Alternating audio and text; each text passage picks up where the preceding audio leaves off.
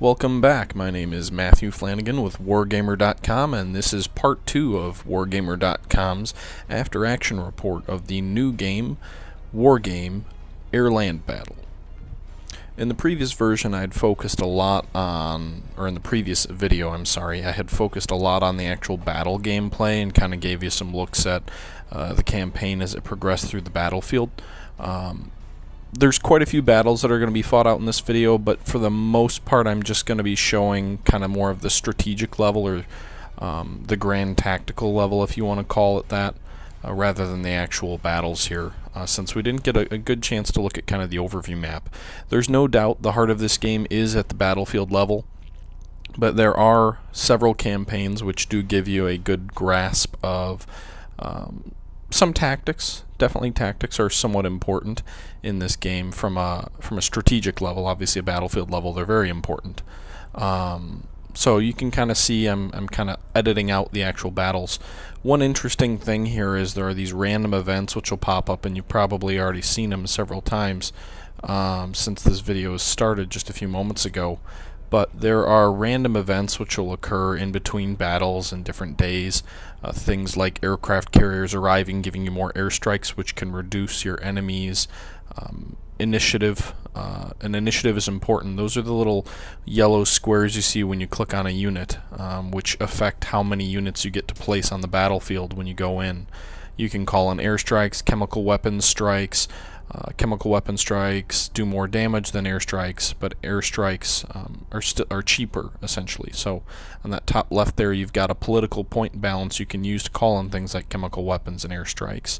And those are important. You know, if you hit a unit with chemical weapons before you attack them, you should be able to have a better time of it attacking the enemy, because they'll get fewer initiative points, and you'll be able to deploy more men. And obviously the more men, or the more units, or the higher tech units you can deploy, the bigger the advantage you have. You can also use the political points on the top left to call in reinforcements. So you earn these points every month. A lot of them are based on certain provinces that you hold. And here you see I'm looking at a Marine regiment, so it can launch amphibious attacks. You don't necessarily have to put it in your back, you know, in the rear.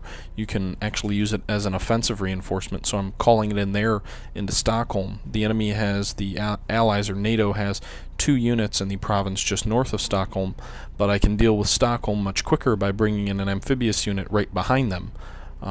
So that'll kind of direct them to retreat one way, and will also give me my objective point. Stockholm is one of the 2 objective points in this campaign. So I'm dropping chemical weapons on my far left flank in Norway to help neutralize those troops there and prevent too much risk there, because you can see I'm outnumbered over there. If the enemy wanted to launch a forced attack there, they could probably overwhelm me. On the right, I'm attacking 2 units which I've already beaten once. But I do have a unit in reserve just north there of Stockholm, and then one to the west, so I shouldn't be in too much damage there. And as I said, I'm bringing an amphibious unit behind. Now, these units that have more mobility, like amphibious units and air assault units, which also have the ability to drop behind enemy lines, do have some negative aspects there. As you see, I just won that battle.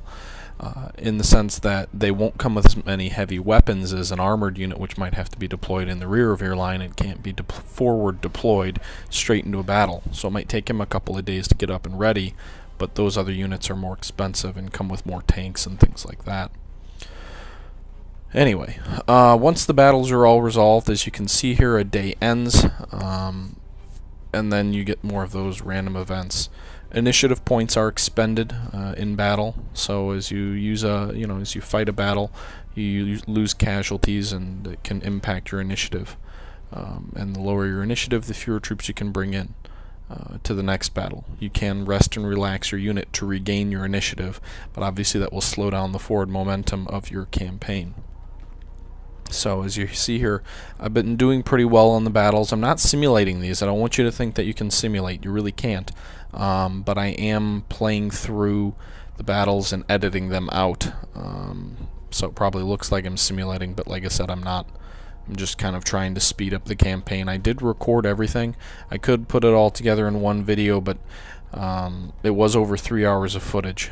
That being said, the Antietam videos we did for Wargamer.com did get pretty well received. You know, we had many thousands of views, and you know, even the high hundreds of views in the later parts of that series.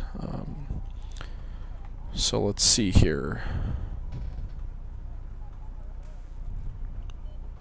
With that said, I am going to jump into one battle here and kind of give you a look. Battles can be very intensive off the starting point, especially, you know, in European terrain. A lot of these areas are pretty open, so you're going to have very, very long lines of sight. And as you can see right off the bat, battle engaged literally just as this little segment started, and instantly there was tons of firing going on. The enemy units were up front firing off some anti-tank guided missiles.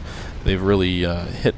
It looks like they wiped out a 4-tank platoon of armor on the right there of mine, and my T-72s and other units on the left have been pounding them as well, and inflicting heavy casualties already. But this kind of goes to 2 points I did want to bring up here as we watch this battle unfold. The first is that, and I didn't talk about it a whole lot in the first video, but you do have a 20-minute time limit in all these engagements. And in a battle like this, where you start off just blasting each other away, that might not seem like a whole lot. You know, you can end a battle easily in 4 or 5 minutes against the computer.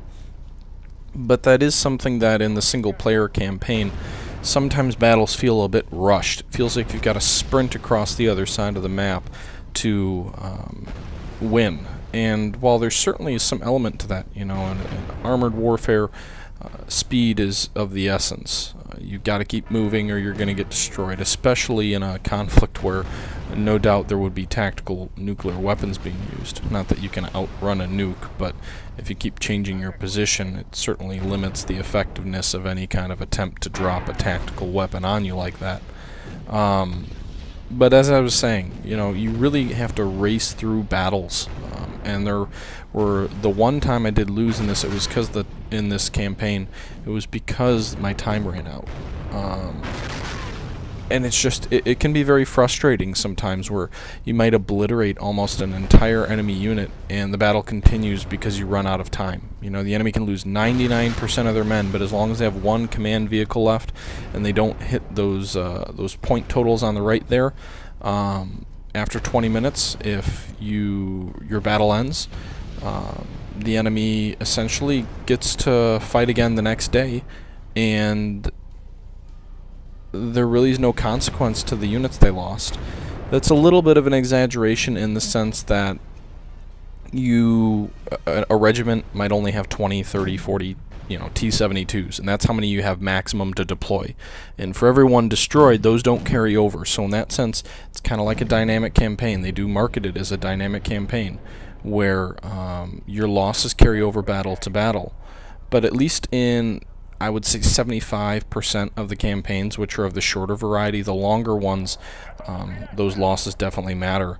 But in the shorter campaigns, the odds of you, unless you do really, really poorly in a couple battles, the odds of those casualties affecting much are pretty limited, unless you're just not thinking and you drive tanks straight through an armored area where there's infantry. The odds of those losses seriously impacting you going forward isn't as important. Certainly not as important as initiative points are. But as I was saying, that 20-minute time period, you know, you could just wipe out the enemy, and then the very next day they'd have a completely new force, which would just be just as strong as the previous day. Which I really, really like that feature of only having a certain number of units for a regiment and those losses carrying over battle to battle. But I think they could have, if they wanted a time limit, that's fine. They could have expanded it out a bit more. Real quick, just interrupting there, you see on the left there was a tree that fell. Really nice feature that I like, and I didn't play Escalation, so I can't tell you if that happened there. But armored units moving through forest can get stuck in mud, and they also, as you see there, can run over trees and knock them over.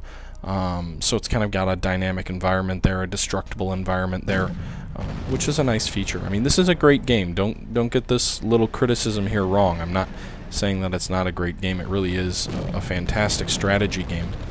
I might title it more a strategy game than a traditional war game, in the sense that it's a strategy game with warfare, but it's not necessarily something as hardcore as maybe some war gamers would consider a war game. That's not to say there aren't war games out there like Panzer General and Panzer Corps that aren't hardcore, but I do think I've seen descriptions of this as a real-time tactical simulation with warfare included, less so a specific war game. That doesn't mean don't go out and buy it if you like strategy games. It's a great one, but it's not a combat mission, if you will, in that sort of level of detail. But as I was saying, I think they probably picked a time limit that's a little bit too low for single player. That battle took 5 minutes, and I didn't even necessarily feel like I destroyed the entire enemy army. Didn't definitely capture much of the map, but it was all because I destroyed the headquarters unit, which makes sense. If an enemy headquarters unit, if they're all destroyed, then the units are going to probably be very ineffective and could be easily run over without any kind of direction. But really going to the point is just, I think they probably should have pushed it out, maybe a 40-minute time limit for battles, or a 35, or a 30 minutes still might have been too short, but it certainly would have been better than 20. 20 just makes it seem like you have to rush straight for the enemy headquarters unit, and that's kind of what I did there. You've just got to sprint before they can call in more headquarters units, so you've got time to destroy it before your clock expires. And at least in the versus the AI, my biggest criticism is that it just seems like you're sprinting for headquarters units. You're not making really military level tactical decisions. On the operational map that we're back to, I think there's definitely kind of maybe a little bit to the opposite of that. You're making a lot of strategic decisions. Does my unit have enough initiative points to move forward? Do I want to try and just sprint for the objective rather than overrunning these troops? Will that cause me to get cut off and then not be able to bring in reinforcements? Do I want to bring in paratroopers? Because if you put paratroopers in a section, they start off in the middle of the map with the inability to call in reinforcements. In some cases, that's great. You drop them behind enemy lines, and that's incredibly realistic. In some cases, not as much. You drop them, or you just advance them. Maybe they already landed and they're hooked up with your troops, and now they're advancing like a regular infantry unit, but they start off every battle in the middle of the battlefield, or at least that's what I've been seeing anyway. So it kind of goes both ways, but there are a lot of decisions that you need to make, and it's definitely thought-provoking. So in that sense, I definitely enjoy the operational level of the game. It'd be kind of nice to have kind of a mixture. At the operational level, have front lines and be able to flank. And you can still get around units and flank, but it's not explicit in the, we're hitting them in the rear type of thing. But obviously, if you cut them off from reinforcements and supplies, it can definitely, your maneuvers certainly are important. And as you see here on the lower left of the map, that's Stavanger, and I'm sure I'm butchering the pronunciation, but that's my objective there. And in this sense, I've pinned these two allied tank units up to the north in position there, while I've got two other units which can move around, cut them off. If this one unit moves just to their south, I can cut them off, while the other unit moves straight down on the objective so they can't oppose me. Now, there is fog of war, so it's very likely the enemy has some other troops there, but there are certainly strategic and tactical level decisions which are important in this game, as well as managing your political points. You get certain reinforcements released to you every month, but if you're going to be calling in airstrikes and chemical strikes, you're not going to have enough points to bring in all your reinforcements. So it really makes you decide. And a lot of the campaigns, you've got a pretty big limit on time. Now this one, you've got up to 15 days, and you definitely have an advantage over NATO. It's one of the easier campaigns, but deciding whether that unit needs rest and relaxation to gain back some initiative points is another one of those decisions that you've got to make.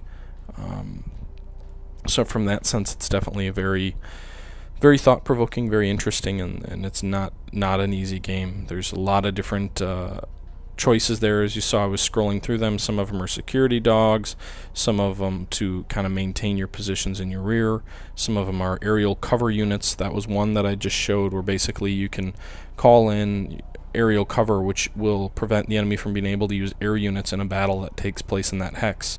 Now, I don't want to get totally lost from the fact that this is definitely an after-action report, so I'm going to kind of stop going over all the nitty-gritty and what I like and what I don't like, and kind of get back into what's going on here on the screen. But as you can see there on the top left, I am advancing a more heavily armored unit down against these two NATO units, which have been under constant attack from chemical weapons, hoping to pin them in place. I'm then going to use my two units kind of down next to that to move south. I want to move one unit toward Oslo, as you can see there. The other unit's going to act as a blocking force, so it'll take the enemy at least 2 days to respond to my advance on Oslo, so that should buy me some time to get that armored unit down right up against Stavanger, which is my next objective. Then I'm going to be advancing through western Sweden, central part of this map, to keep that other enemy unit from being able to interrupt me as I move down into Oslo, and the newly landed troops in Stockholm will advance on the NATO troops which just withdrew from Uppsala, just north of Sweden, or of Stockholm, to not give them any rest and relaxation so they can recover their initiative points. So here we go, we're initiating the campaign there, and like I said, I'm going to kind of simulate through these battles, so we'll see what happens here. Now, as my troops moved into Oslo, the enemy units near Karlstad withdrew toward those other two NATO units near Orebo, if you want to call it. Like I said, I apologize for the pronunciations here. Oslo looks like it'll fall to me without a fight, so that's nice. The enemy does have pretty substantial forces in Stavanger, though. There's 2 units there.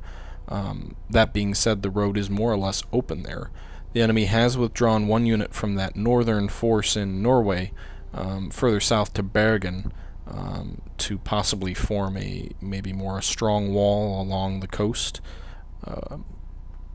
But anyway, as we go here, I did win a total victory against the French in Norway, and the unit was actually destroyed. You get notices when the units are destroyed, and you get morale points. So if you heard that, it's I'm in the middle of a thunderstorm while I'm recording this, so if that comes through the editing, that's what that was. Now, I did win that battle, so we're on the 4th day of this campaign. Like I said, Oslo should fall without a fight. Stockholm, the NATO's kind of gathering their troops in Sweden in this sort of central province. Looks like it's called Orebo. There you see I'm kind of going through these units to see what I've got left in terms of deployable troops. As I said, when you lose casualties, they're lost permanently from the unit. On this left side here, you'll see those numbers of how many troops are left in the unit, and then the total number of units up at the very top.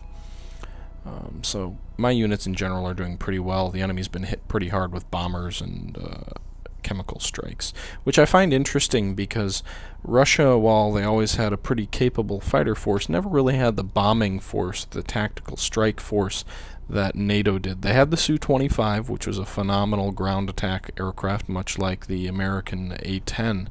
But and they had some very capable fighters, the MiG-29, Su-27.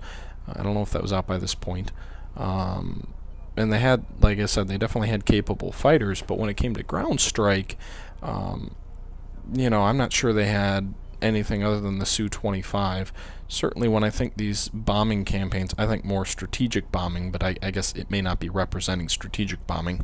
They definitely had some strategic bombers, but nothing that could really hold a candle to the B-52 or the B-1 or the American bombers at this time, or the NATO bombers at this time. The British had some pretty heavy ones as well.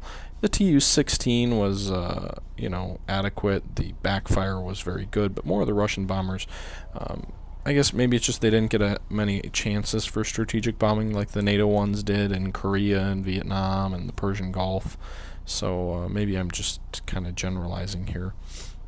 Not sure why I didn't take that province in central Sweden. I've got a unit there. I don't know why I went gray, but I'm going to be moving that other unit in central Norway to Gaul as a blocking force to protect my unit in Oslo, to protect its flank. I'm not going to be making my drive on Stavanger yet. The enemy's been forced into a corner, into a pocket here. If it was a different game, you'd probably be seeing NATO naval forces come in and try and evacuate them. But as I said, I'm going to keep my troop there in Oslo. I'm not going to rest and relax because I don't want to impact their inability to resist an attack. But I will be bringing in another troop, another unit there. It looks like the enemy's been destroyed from Sweden, and the road is open, and it's just these couple of forces left here in Norway. I do find another interesting aspect to this game is the focus on Northern Europe or Scandinavia. That's where the developers from this game are from, so it's definitely appropriate, but European Escalation was a focus more on Central Europe, and the scenarios were more historical. They had some, they had Able Archer, which was that historical exercise in the 80s, which nearly sparked war because the Russians thought it was more than just an exercise. They thought it was actually a secret plan to attack the Soviets, or at least some of them thought that. And they had some other historical kind of named scenarios and base scenarios. There was one for the Fulda Gap, which was that famous gap in Germany where there were some planes that would have allowed rapid armored movement. So the Russian plans involved a major armored strike through there, where the NATO plans involved an armored defensive there. So you would have seen the largest tank battle in history occurred in the event of a Cold War. In this video, or in this game, you fight in Northern Europe and Scandinavia, which is pretty much ignored in most Cold War history. So it's definitely a different perspective and a different angle to approach this game and these types of games from. I'm going to be putting some cap air over my units there near the front. I don't want them to be harassed by NATO aircraft if NATO does attack those troops. I want to hold the advantage there. And I will be launching strategic bombing raids on the NATO vehicles because, frankly, I don't want to give them any rest, any relaxation. I want to keep their morale down. And here's an interesting thing that happened. NATO moved their troops north in an attempt to save Gaul and in an attempt to consolidate north of Stavanger. But what that is going to do is it's going to open up the route to Stavanger, so it seems like a pretty big blunder by the computer to make that decision to advance north, because frankly their rear is open. They get cut off from Stavanger, and not only do I win the scenario because that's the last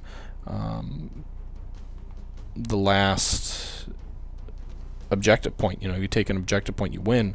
But also, just from a strategic standpoint, if this was a real battle, they'd be increasing or narrowing their salient. So here's some more events that are occurring in the Iran-Iraq war. These types of things can influence where reinforcements go. So I took Gaul. The enemy was thrown back in that battle. So the enemy will have a unit there, but it's going to be a weakened unit. They're probably going to want to try and withdraw some other units from Bergen to protect Gaul, but I don't know if they will. And as you see there, Sweden's definitely kind of a dead front. It's all red, and the blue is empty, so it doesn't look like they've got enemy troops there. Looks like they've got a Canadian unit in Stavanger, which is nice. The Canadians had some very good units indeed. And their air power is actually just as good as the Americans, because most of the air power was American units.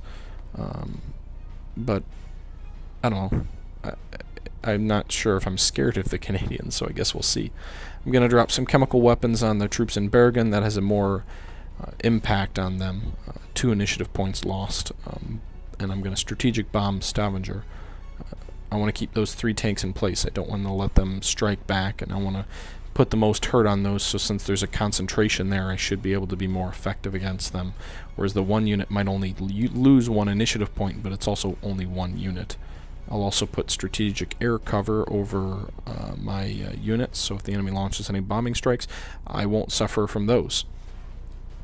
Or at least if they attack me, I won't suffer from any attacks that the enemy aircraft they purchase might end up yielding.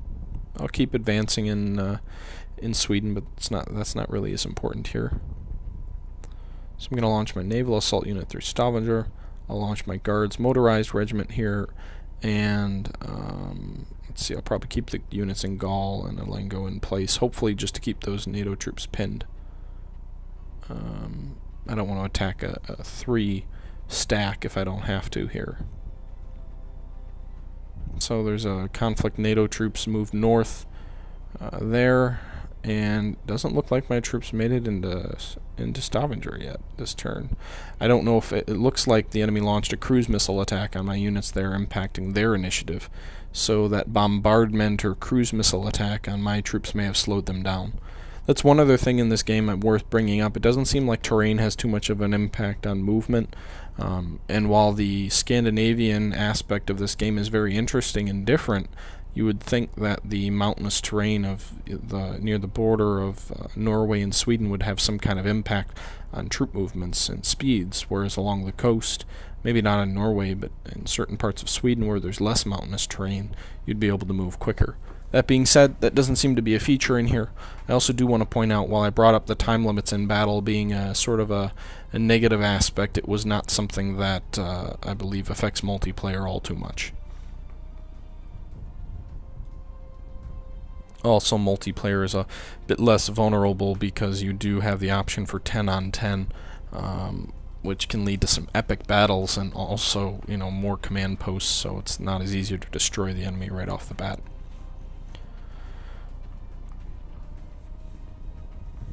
Alright, jumping back in here, I won the battle in Esseland, and actually it looks like my troops did attack Bergen. I don't know why. Usually it moves the tank unit over the point where you're attacking. It didn't seem to do that in this case. But I am attacking Bergen. This seems like a little bit of a smaller map, or at least a more wide open and kind of straight long map. Enemy has troop points coming in from Bergen.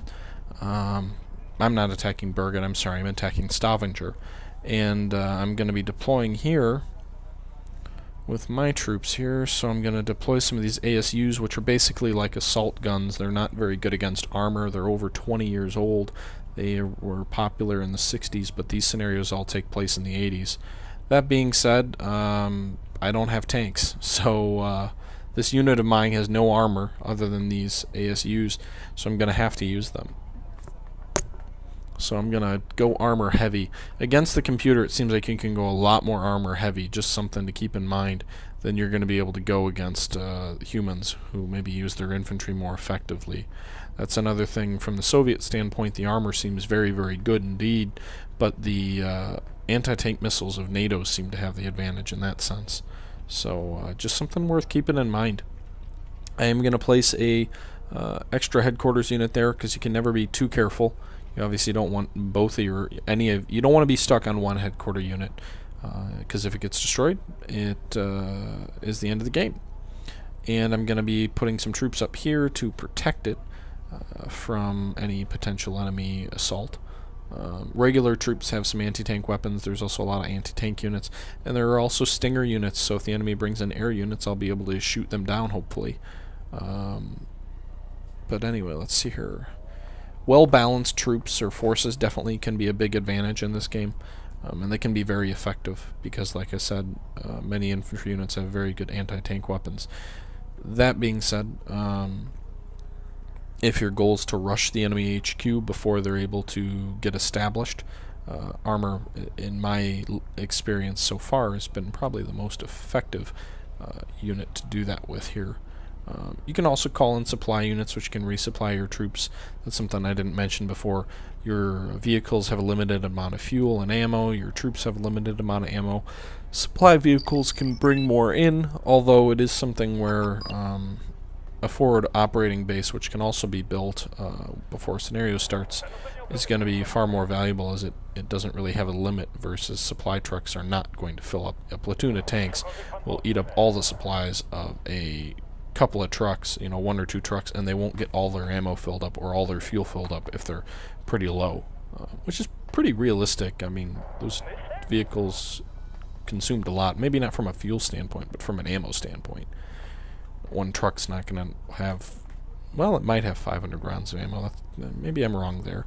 But I'm going to be kind of charging forward with my armor here.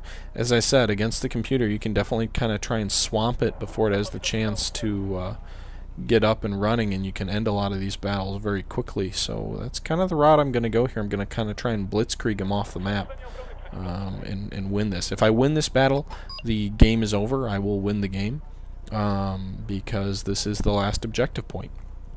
So you see the enemy must have established a headquarter unit because they just took that province that says to Bergen, and they must have at least 2 headquarters units now, because you can only hold a province with a stationary headquarters unit here. So they've brought in some reinforcements already, and we're only 2 minutes in. They've got a forward operating base there. You always start with one in your province. You have a couple of different ways you can move. You can move fast, like I'm doing right now, or you can just move regular. If you move regular, you'll move cross-country. Whoa.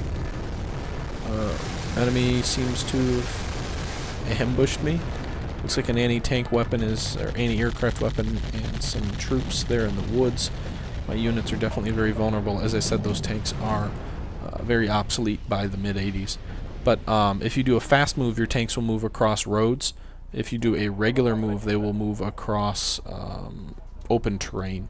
So, and you can get stuck in trees and mud and things like that. So, moving across roads is much quicker. That being said, makes you a whole heck of a lot more vulnerable. But there must have been at least 3 enemy headquarters units there, because they had one move in there and they didn't lose the province. But I got it destroyed at least. Calling in some air support here, as you can see. I like to call on point on strike, or I don't know what it is, POS, or you call in on a specific location in airstrike, because you know they'll drop on it. If you call in on a specific unit, if that unit drops out of line of sight, your plane can kind of circle and become a pretty easy target for any enemy air or enemy anti-air units. Air units exist in this game primarily to serve as support for ground units, you know, strike aircraft essentially. But there are air-to-air engagements which do take place. There's no real ability to establish air superiority, however, it's always counter-air. So as you see, I'm kind of, there you see one unit's in rough ground for another 30 seconds, also stuck in the mud, so its movement is severely limited as my MiG-23 comes in. You've also got some interesting weapons that are on those aircraft, so some aircraft will come in with napalm, some will come with, you know, more cannon fire and anti-tank rockets, some NATO ones, also some Russian ones I believe as well, come with cluster bombs. Which can be very effective at against both tanks and also air units, tanks and infantry units. Napalm is very effective against infantry, not so much against fixed positions, or not fixed positions, I'm sorry, not so much against armored positions. So we're kind of trying to sweep out this province first, so they can't call in any more reinforcements. Then we'll move north and deal with the enemy there. So I've pulled across, I've clicked and dragged, and you can select multiple units that way. My armored units appear to be low on fuel, that's why I'm getting a little gas can flashing up next to them. So that's another thing to keep in mind without any resupply vehicles there. Enemy APCs, they'd appear. They don't last very long. Those tanks might be obsolete from an armor and gunpowder standpoint, but they definitely are able to take out APCs and other vehicles like that. So the enemy called in. Oh, actually, that looks like that must have been the headquarter unit that was holding that province, and it just destroyed it. How did I win? Oh, I guess I won through XP points on that one. The enemy didn't have very many men left. Okay, cool. So I won that battle and should win the campaign here. We took that province, destroyed that battle group. The enemy only has, it looks like, 3 more units. They're all surrounded. They're under chemical attack. So the Soviets look to have dominated Scandinavia. Still getting some more random events. The British deployed an aircraft carrier, which will allow them to have more airstrikes. There was an uprising in Prague, and I can either choose to crush the rebels and use a unit and lose that as a reinforcement unit, or appease them and keep my panzer division here. I don't really need the 22nd Panzer because I've won the campaign, so I'll just let them crush the rebels. Another thing that's new, this is the first time I saw it at that point, is there are weather effects which can also affect the battlefield and movement. But it looks like I won a victory. I did not win a major victory, it appears, as it's only been it says it was an incredibly costly campaign, and I didn't totally destroy the enemy, but I was victorious. So basically the enemy still has a lot of troops that are left, but hey, I was victorious, and that's going to do it here. So with that, I'm going to wrap up this two-part AAR. There's going to be a written review which will be up on wargamer.com within the next, I'd say probably week or so. So definitely check that out. That's going to go into more features and details than I was able to go into in this AAR. But I hope you enjoyed the video. Thanks for watching, and for wargamer.com, this is Matthew Flanigan, signing out.